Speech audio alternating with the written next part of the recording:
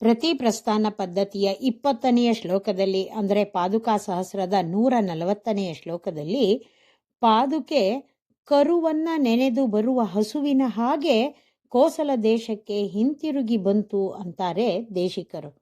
ಶ್ಲೋಕ ನೋಡೋಣ. ಸಮುಪಸ್ಥಿತೆ ಪ್ರದೋಷೆ ಸಹಸಾ ವಿನಿವೃತ್ಯ ಚಿತ್ರಕೂಟವನಾತ್ ಅಭಜತ ಪುನರ್ಜನಪದಂ ವತ್ಸಂ ಧೇನುರಿವ ಪಾದುಕೆ ಭವತಿ. ಪಾದುಕೆ, ಎಲೈ ಪಾದುಕೆಯೇ, ಸಮುಪಸ್ಥಿತೆ ಪ್ರದೋಷೆ, ಪ್ರದೋಷ ಕಾಲ ಅಂದರೆ ಅಸ್ತಮ ಕಾಲವು ಬಂದಾಗ, ಸಹಸ ತಕ್ಷಣವೇ, ಚಿತ್ರಕೂಟವನಾತ್ ಚಿತ್ರಕೂಟದ ಕಾಡಿನಿಂದ, ವಿನಿವೃತ್ಯ ಹಿಂತಿರುಗಿ, ಪುನಃ ಮತ್ತೆ, ಜನಪದಂ ಕೋಸಲ ದೇಶವನ್ನ, ಧೇನುಹು ಹಸುವು, ವತ್ಸಮಿವ ಪುಟ್ಟ ಕರುವಿನಂತೆ, ಅಭಜತ ಸೇರಿದೆ.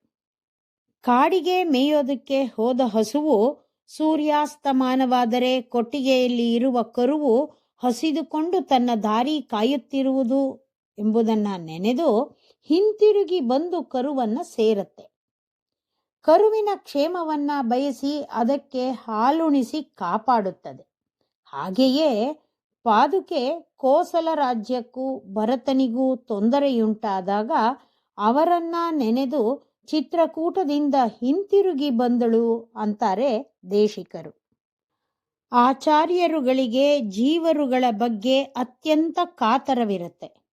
ಆದ್ರಿಂದ ತಾವು ಭಗವಂತನನ್ನ ಬಿಟ್ಟರು ಜನರನ್ನ ಕಾಪಾಡೋದಕ್ಕೆ ಶ್ರಮ ಪಡ್ತಾರೆ. ಆದುದರಿಂದಲೇ ಜೀವರುಗಳು ವಿಶೇಷವಾದ ಸೌಖ್ಯವನ್ನ ಪಡೆಯುತ್ತಾರೆ.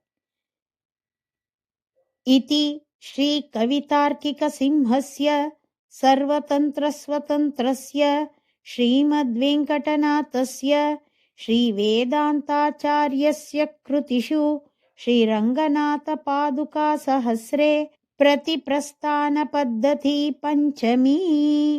ಶ್ರೀಮತೆ ನಿಗಮಾಂತ ಮಹಾದೇಶಿಕಾಯ ನಮಃ.